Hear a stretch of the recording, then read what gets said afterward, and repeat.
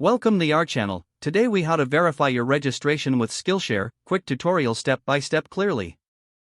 To verify your registration with Skillshare, start by opening your preferred web browser. Navigate to the Skillshare website by typing in www.skillshare.com.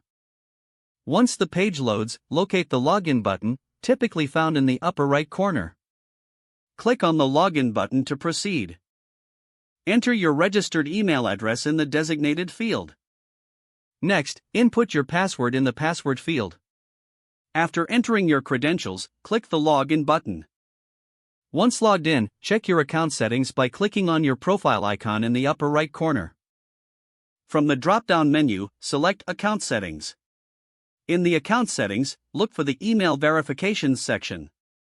If your email is not verified, you will see an option to resend the verification email.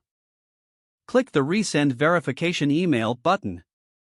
Open your email inbox in a new tab and look for the email from Skillshare. Check both your inbox and spam folder if you do not see it immediately. Once you locate the verification email, open it. Follow the instructions provided in the email to complete your verification. After clicking the verification link, return to your Skillshare account. You should now see a confirmation that your registration is verified. If you encounter any issues, consider reaching out to Skillshare's support team for assistance. Congratulations! You have successfully verified your registration with Skillshare. If the page does not load, refresh the browser or try again in a private or incognito window. Make sure you are using the correct email address, then retype it carefully to avoid small typos. If your password is not accepted, use the reset option and create a new strong password you can remember.